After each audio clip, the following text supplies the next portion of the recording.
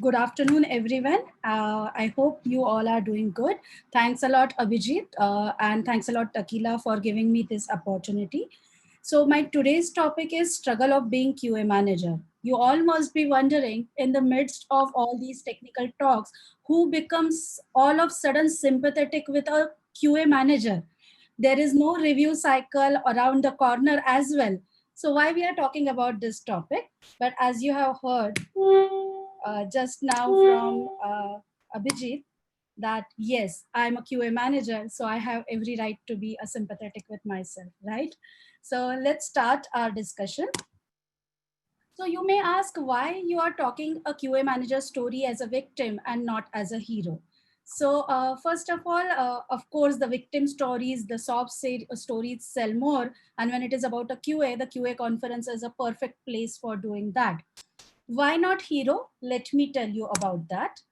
How actually the management sees the QA manager like a superman, some alien with some superpowers who can do miracles and save the world is a superman, and the management expects this is the QA manager who would do all this thing. He will do the product quality saving part of it, all your issues, let it be your consumer experiences, rating, your product ratings, usability, reliability, performance, revenue, you name it, everything would be solved by this person who is a QA manager. So already the management is seeing QA managers as a heroes, right?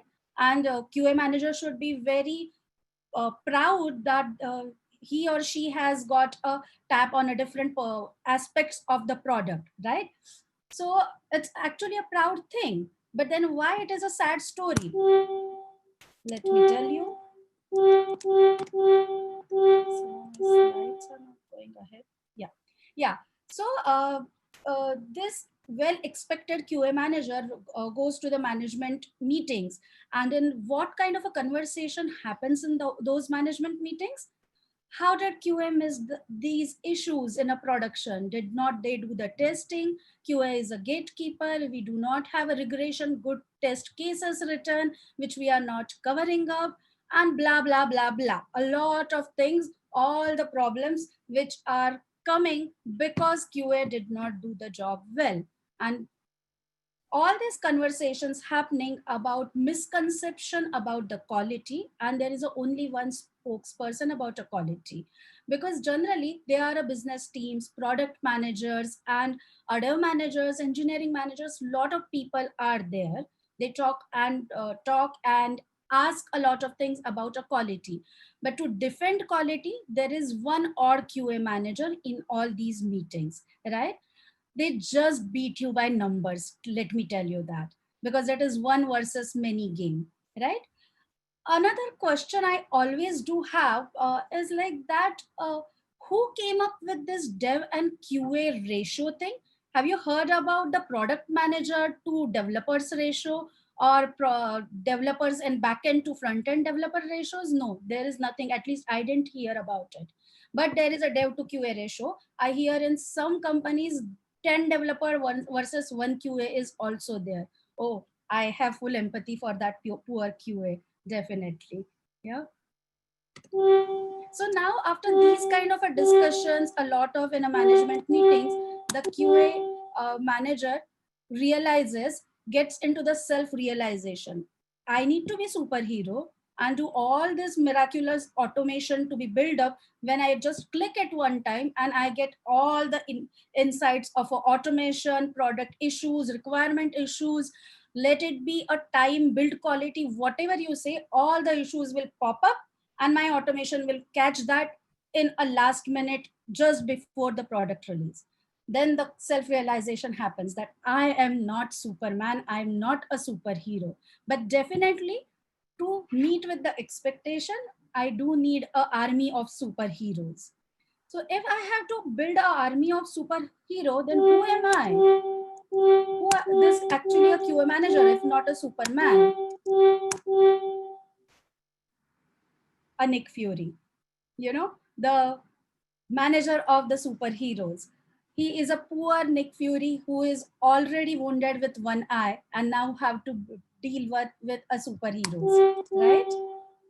So this Nick Fury starts his journey to build the Shield team like a Avengers. He has to recruit all kind of a superpower heroes. Here we can relate it to like SDAT with Python, SDATs with Selenium, APM, API, and whatnot. So all those things, and now the QA profiles are becoming full stack QAs. You should know everything. So that kind of superheroes, the Nick Fury starts to search and enroll for. Once all these team is set it up, there are a QA meetings happening where all these superheroes with their super tools, the Captain America's shield and the bow and arrow from Captain America, all those things start coming into the picture. And what happens in these QA meetings? There are a lot of things which happens there, like of course, the one point is a functional QA versus the SDET war, which keeps on happening. That is the one problem to solve.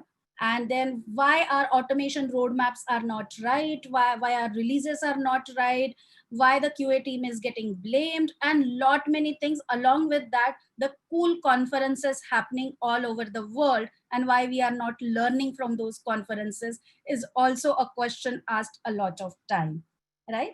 So this is how QA meetings go. So QA manager, the poor Nick Fury, thinks that managing these all superheroes and together is a very difficult thing. Let me handle them one by one. And then the QA team meetings happen. One-to-one discussion happens. So this is our Dr. Banner, and he's a SDAT and very a good automation engineer. Now Nick Fury asked him that, okay, I do not have a SDAT task for you. I do have some exploratory testing for you. So would you do that? And boom, this is what happens. The SDET turns into the Hulk that I have been upskilling myself so long. And you ask me to do the manual testing. That's not done. I am the Hulk, Dr. Banner is angry, guys. That's how it happens.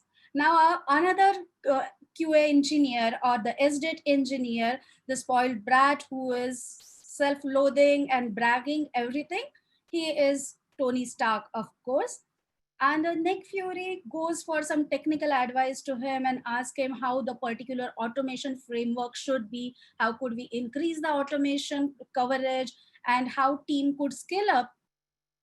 And with that, Nick Fury makes one mistake to give him a self behavior feedback, which is about, you are a little difficult to work with, Tony. You have to adjust your attitude so that team would be able to work with you well.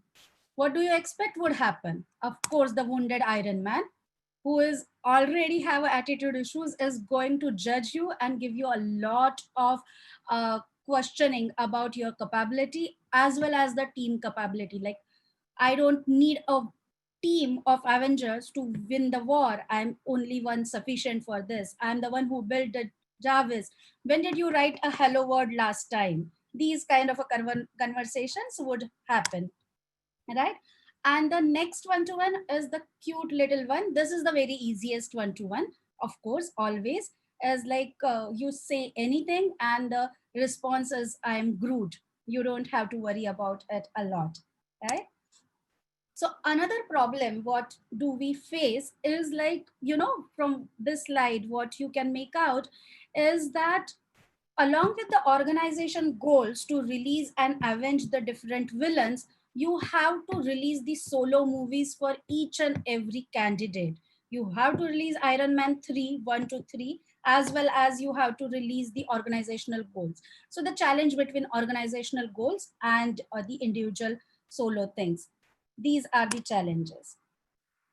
With all these management expectations, with all these QA team members expectation, different personalities, misconception of qualities, and sometimes not being a superstar himself, because everyone, somebody would be a front end master, or somebody would be a back end, somebody would be API or a Selenium, but you have to handle all those things together, right, with different skill set. And how you get seen by the team, or what kind of feedback you hear, is that this manager is hovering 1,000 feet above us and just monitoring us, whereas he when actual war is getting fought for, right? So this is how the general manager's feelings are. And that's it, guys. I don't know whether with this wounded Nick Fury and with his all the superheroes team, whether we will be able to defeat the Thanos. But the important question is, have we identified our Thanos? Have we identified our own war, which we want to fight for? And are we open to upskill ourselves as a superheroes? Let it be a Iron Man, Hulk, or anyone. Have we identified it or not? So I don't know all these questions answers, because every organization is different, and the challenges and the heroes and villains for every organizations are different. So you better know your heroes and villains. So that's it from my side. I keep it open ended for you to retrospect, because during my journey I know there are a lot of good people, but unless we do not have this introspection and look as a third person, some things we miss. So I keep it open ended for you guys. Thanks a lot. And thanks a lot, Takila, once again for giving me this opportunity.